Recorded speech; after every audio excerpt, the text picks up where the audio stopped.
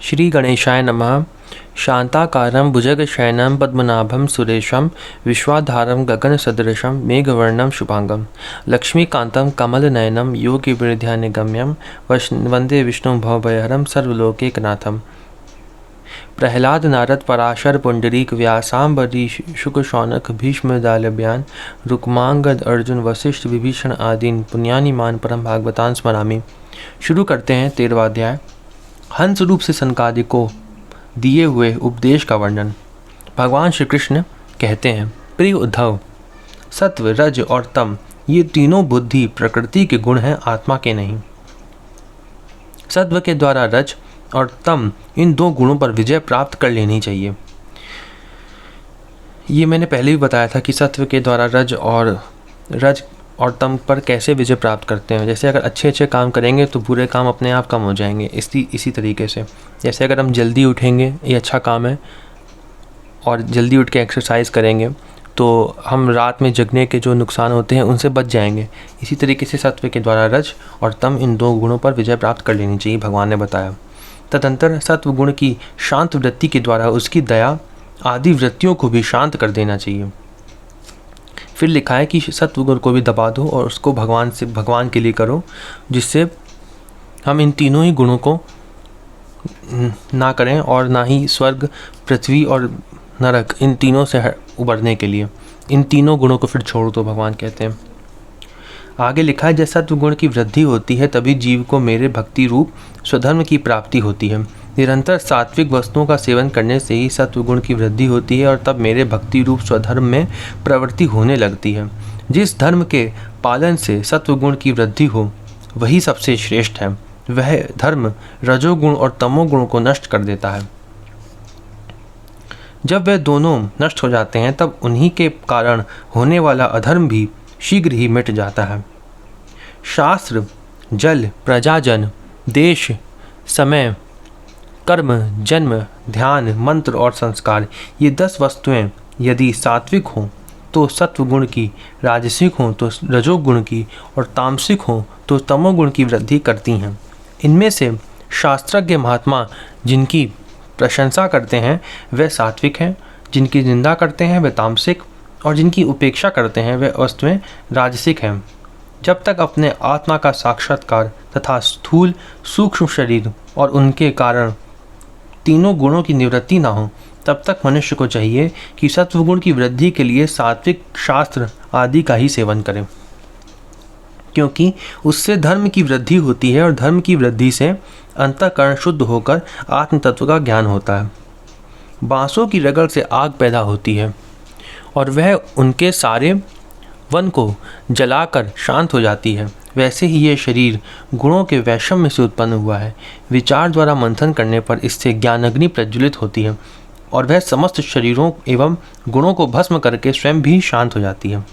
उद्धव जी ने पूछा, भगवान, प्रायः सभी मनुष्य इस बात को जानते हैं कि विषय विपत्तियों के घर हैं, फिर भी वह कुत्ते, गधे और बकरे के समान दुख सहन करके भी उन्हीं को ही भोगते रहते हैं। इसका क्या कारण है? हम लोग संसार में क्यों लगे रहते हैं, इसका कारण उद्धव जी पूछ रहे हैं। भगवान श्री कृष्ण ने कहा, प्रिय उद्धव, जीव जब अज्ञानवश अपने स्वरूप को भूलकर हृदय से सूक्ष्म स्थूल आदि शरीरों में अहम बुद्धि कर बैठता है, जो कि सर्वथा भ्रम ही है, तब उसका सत्व प्रधान मन घोर रजोगुण की ओर झुक जाता है, उससे व्याप्त हो जाता है।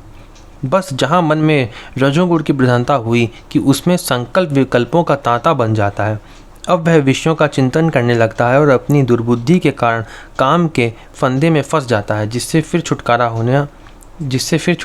होना बहुत ही कठिन है। अब वह अज्ञानी कामवश अनेकों प्रकार के कर्म करने लगता है और इंद्रियों के वश होकर यह जानकर भी कि इन कर्मों का अंतिम फल दुख ही है, उन्हीं को करता है। उस समय वह रजोगुण के तीव्र वेग से अत्यंत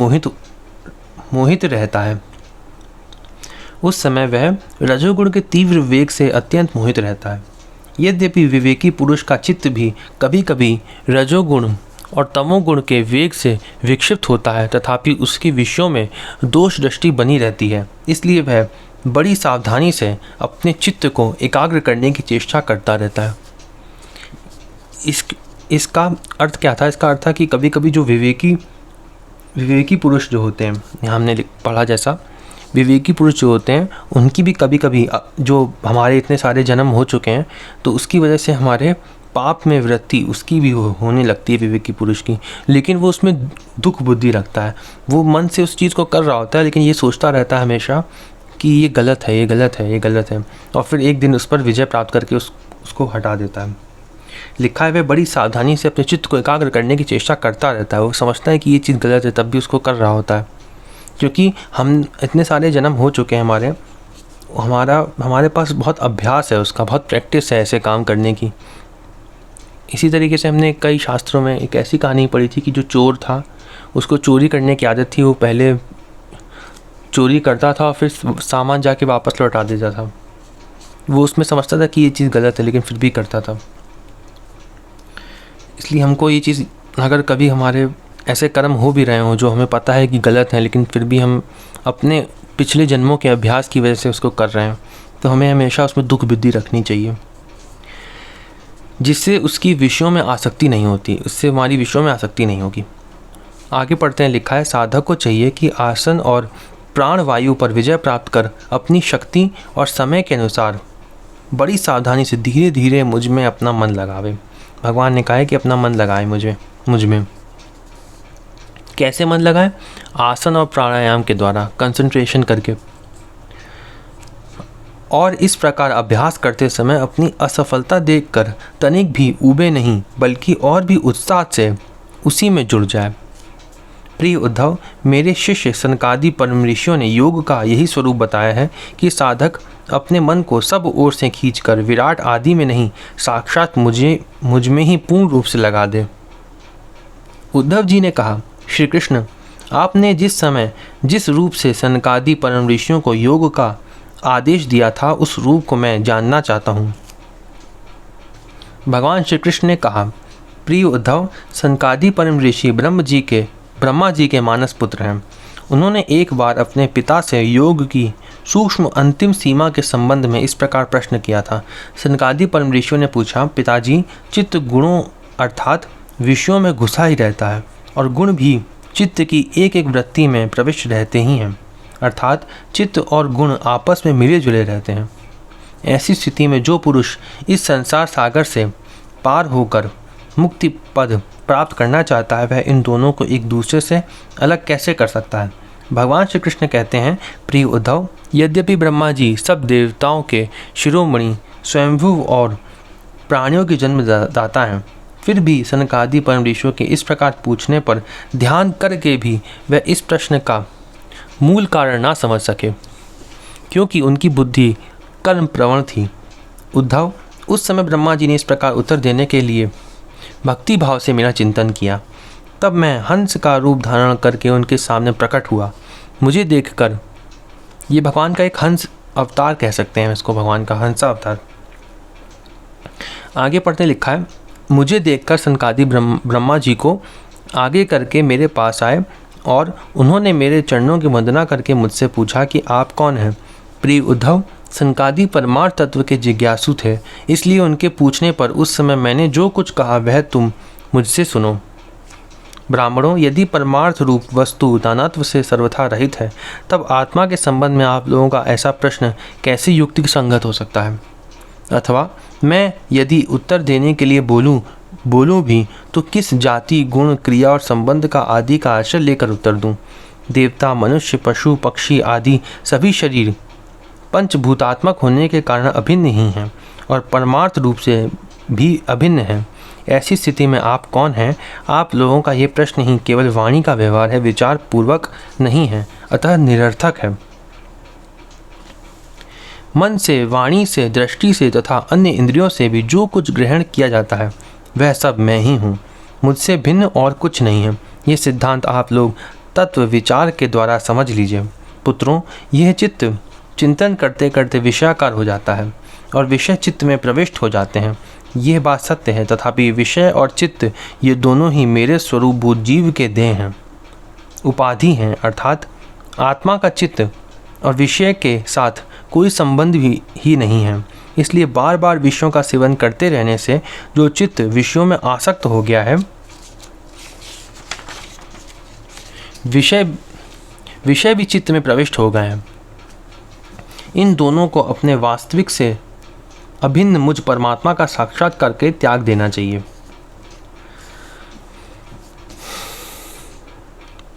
जागृत, स्वप्न और सुषुप्ति, ये तीनों अवस्थाएं सत्वादी गुणों के अनुसार होती हैं और बुद्धि की वृत्तियां हैं सच्चिदानंद का स्वभाव नहीं। बुद्धि की वृत्तियां हैं सच्चिदानंद का स्वभाव नहीं। इन वृत्तियों का साक्षी होने के कारण जीव उनसे विलक्षण है। ये सिद्धांत श्रुति, युक्ति और अनुभूति से युक्त है। भगवान कह रहे हैं कि विषय और चित्त जो है वो आपस में बिल्कुल जुड़े हुए हैं, आपस में मिले से हैं बिल्कुल। इसका कारण ये भी हो सकता है कि हम कई जन्मों से जो हैं इस संसार में हैं, और भगवान ने कहा है कि चित्त और विषय दोनों का त्याग करके मुझ परमात्मा का साक्षात्कार करके त्याग देना चाहिए। अब चित्त का अर्थ क्या है? चित्त को हम कह सकते हैं चेतना, प्राण और मन, इन तीनों को मिलाकर हम चित्त बोल सकते हैं। और विषय तो पता ही है, माया। आगे पढ़ते लिखा है क्योंकि बुद्धि वृत्तियों के द्वारा होने वाला ये बंधन ही आत्मा में त्रिगुणमयी वृत्तियों का दान करता है। इसलिए तीनों अवस्थाओं से विलक्षण और उनमें अनुगत मुझ तुरीय तत्व में स्थित होकर इस बुद्धि के बंधन का परित्याग कर दें, तब विषय और चित्त दोनों का युगपत त्याग हो जाता है। ये बंधन अहंकार की ही रचना है। अहंकार क्या है? अहंकार कहते हैं मैं की भावना। यहाँ भगवान ने बताया कि ये जो तीनों अवस्थाएं हैं, जागृत, स्वप्न और सुषुप्ति, ये तीनों बुद्धि की वृत्तियाँ हैं। भगवान कह रहे हैं कि बुद्धि की वृत्तियाँ हैं, ये मुझ तुरीय तत्व में स्थित होकर इस भगवान में मन लगाकर हमें जो भी ये तीनों वृत्तियाँ हैं बुद्धि की, उसका परित्याग कर दें। इससे विषय और चित्त दोनों का परित्याग हो जाता है। ये बंधन अहंकार की ही रचना है। ये मैं की भावना जब से शुरू हुई, मैं की भावना किस में होती है? ये इससे शुरू होती है कि मैं शरीर हूँ और मैं मन हूँ, मैं आत्मा हूँ, इसकी भावना नहीं रहती है। इसी से ये अहंकार की रचना होती है। और यही आत्मा के परिपूर्णतम सत्य, अखंड ज्ञान और परमानंद स्वरूप को छिपा देता है। इस बात को जानकर विरक्त हो जाए और अपने तीन अवस्थाओं में अनुगत तुरीय स्वरूप में होकर संसार की चिंता को छोड़ दे। जब तक पुरुष की भिन्न भिन्न पदार्थों में सत्यत्व बुद्धि, अहम बुद्धि और ममम बुद्धि युक्तियों के द्वारा निवृत्त नहीं हो जाती, तब तक वह अज्ञानी यद्यपि जागता है तथापि सोता हुआ सा रहता है। जिसे स्वप्नावस्था में जान पड़ता है कि मैं जाग रहा हूँ। जैसे स्वप्नावस्था में लगता है कि जाग रहा हूँ, वैसे ही संसार में वो जाग रहा होता है और अपनी जो उसकी एक्चुअल स्टेट जो है उसका, जहाँ पे उसको जागना चाहिए, वहाँ सो रहा है वो। यहाँ पे मैंने अहंकार के बारे में बताया था। अहंकार का जो अर्थ है वो अहंकार नहीं है यहाँ पे, जो घमंड जिसको हम कह सकते हैं। अहंकार भी एक मन के साथ ही चिपका हुआ एक तत्व बोल सकते हैं, जिसमें हमेशा ये भावना बनी रहती है कि मैं हूँ, मैं की भावना जिसमें बनी रहती है। इसलिए अहंकार भी जो सूक्ष्म शरीर होता है उसमें भी अहंकार को कुछ इंक्लूड करके भी बताते हैं और कुछ मन के साथ ही रखते हैं तो उसको इंक्लूड नहीं करते। इसलिए मन, बुद्धि, अहंकार को अलग अलग तत्व मानते हैं तो 18 तत्व हो जाते हैं। और ये अहंकार की भावना से ही सब कुछ होता है। जैसे मानते हैं कि मैं हूँ और मैं शरीर हूँ, उसी से स्टार्टिंग हो जाती है माया में भूलने की, माया में जाने की और फिर भगवान को भूलने की। जैसे हमने पहले ही पढ़ा था कि माया जो है वो 2 कार्य करती है, अपने आप को भुला देती है कि हम कौन है और संसार में आसक्त करा देती है। पिछले अध्याय में पढ़ा था। फिर वो स्टेज शुरू हो जाती है।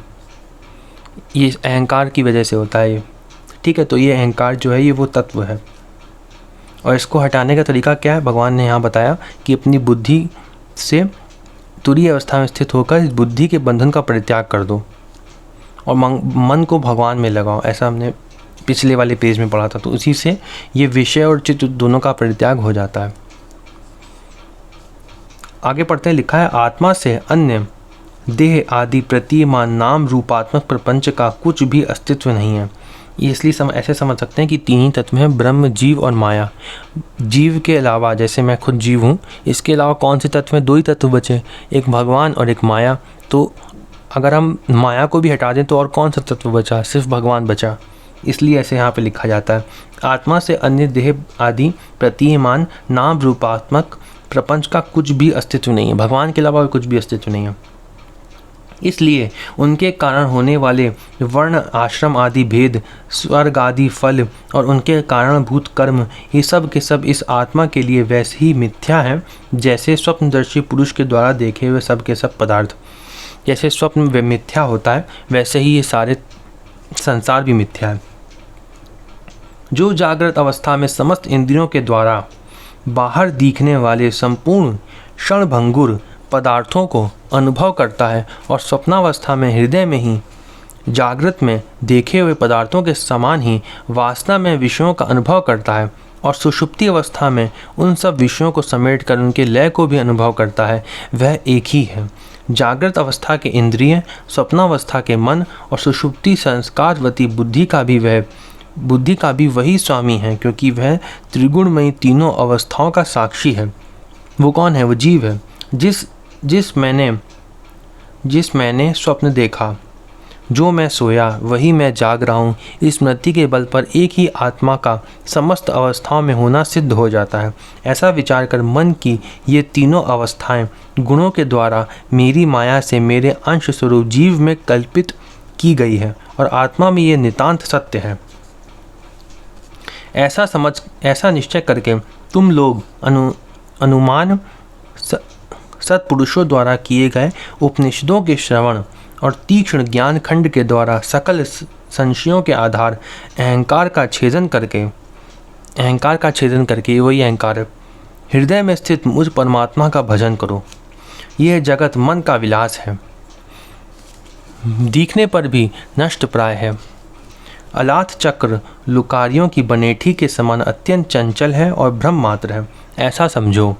ज्ञाता और ज्ञेय के भेद से रहित एक ज्ञान स्वरूप आत्मा ही अनेक सा प्रतीत हो रहा है। ये स्थूल शरीर, इंद्रिय और अंतःकरण रूप तीन प्रकार का विकल्प गुणों के परिणाम की रचना है और स्वप्न के समान माया के खेले अज्ञान से कल्पित है। कितनी बार ये लिख के आया कि माया के समान है और स्वप्न के समान है संसार। ऐसा कितनी बार क्यों लिखा जाता है? जिससे हमारे दिमाग में ये बात अंदर चली जाए, इसलिए ऐसा भागवत में इतनी बार लिखा जाता है। क्योंकि व्यास जी को पता था कि कलयुग में जो लोग होंगे वो मंद बुद्धि होंगे। आगे पढ़ते लिखा है, इसलिए उस देह आदि रूप दृश्य से दृष्टि हटाकर तृष्णा रहित इंद्रियों के व्यापार से ही हीन और निरीह होकर आत्मानंद के अनुभव में मग्न हो जाए। आत्मानंद का अर्थ क्या है? भगवान का आनंद। भगवान के आनंद में अनुभव में मग्न हो जाए।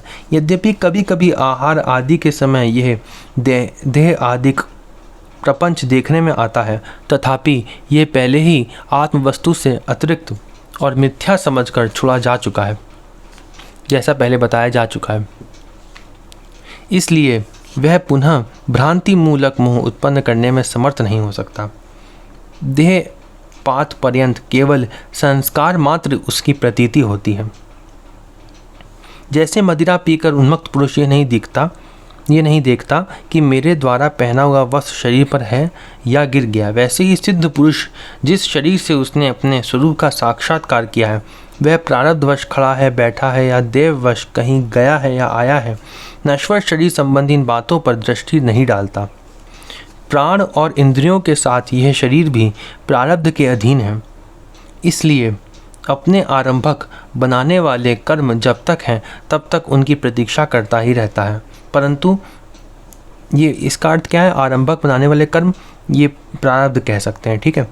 तब तक उनकी प्रतीक्षा करता ही रहता है, परंतु आत्म वस्तु का साक्षात्कार करने वाला तथा समाधि पर्यंत योग में आरूढ़ पुरुष स्त्री पुत्र धन आदि प्रपंच के सहित उस शरीर को फिर कभी स्वीकार नहीं करता, अपना मन नहीं मानता, जैसे जगा हुआ पुरुष स्वप्नावस्था के शरीर आदि को। इसका अर्थ है कि जब भगवत प्राप्ति हो जाती है उसके बाद वो इस शरीर को अपना नहीं मानता है। यहाँ लिखा है जैसे स्वप्नावस्था में जागने के बाद हम उस शरीर को अपना नहीं मानते हैं, वैसे ही वो जो योगी जो होता है, कौन सा योगी? लिखा है आत्मवस्तु का साक्षात्कार करने वाला, वो जो है वो इस शरीर को अपना नहीं मानता। फिर लिखा है उस शरीर को फिर कभी स्वीकार नहीं करता, अपना नहीं मानता, जैसे जगा हुआ पुरुष स्वप्नावस्था के शरीर आदि को। सनकादि ऋषियों, मैंने तुमसे जो कुछ कहा है वह सांख्य और योग दोनों का गोपनीय रहस्य है। मैं स्वयं भगवान हूँ, तुम लोगों को तत्व ज्ञान का उपदेश करने के लिए ही यहाँ आया हूँ, ऐसा समझो। विप्रवरों, मैं योग, सांख्य, सत्य, ऋत, मधुर भाषण, तेज, श्री, कीर्ति और दम, इंद्रिय निग्रह, इन सब की परम गति, परम अधिष्ठान हूँ। मैं समस्त गुणों से रहित हूँ और किसी की अपेक्षा नहीं रखता। फिर भी साम्य, असंगता आदि सभी गुण मेरा ही सेवन करते हैं, मुझ में ही प्रतिष्ठित हैं, क्योंकि मैं सबका हितैषी, सुहद, प्रियतम और आत्मा हूँ। सच पूछो तो उन्हें गुण कहना भी ठीक नहीं, क्योंकि वह सत्वादि गुणों के परिणाम नहीं हैं और नित्य हैं। प्रिय उद्धव, इस प्रकार मैंने सनकादि मुनियों के संशय मिटा दिए। उन्होंने परम भक्ति से मेरी पूजा की और स्तुतियों द्वारा मेरी महिमा का गान किया। जब उन परम ऋषियों ने भली भांति मेरी पूजा और स्तुति कर ली, तब मैं ब्रह्मा जी के सामने ही अदृश्य होकर अपने धाम में लौट आया। ये अध्याय यहीं पे समाप्त होता है। इस अध्याय में हमने क्या पढ़ा? इस अध्याय में मुख्यतः हमने यही पढ़ा कि संसार जो है वो झूठ है और भगवान ही सत्य है, और उसमें मन को लगाना चाहिए, और मन, बुद्धि और अहंकार जितने भी तत्व हैं वो सब समाप्त हो जाते हैं जब भगवत प्राप्ति हो जाती है, जब भगवान में मन लगा लेते हैं। मुख्यतः हमने यही इसमें अध्याय में पढ़ा। अगला अध्याय हम लोग अगली वीडियो में पढ़ेंगे, जिसमें हम लोग पढ़ेंगे भक्ति योग की महिमा तथा ध्यान विधि का वर्णन। ओम नमो भगवते वासुदेवाय।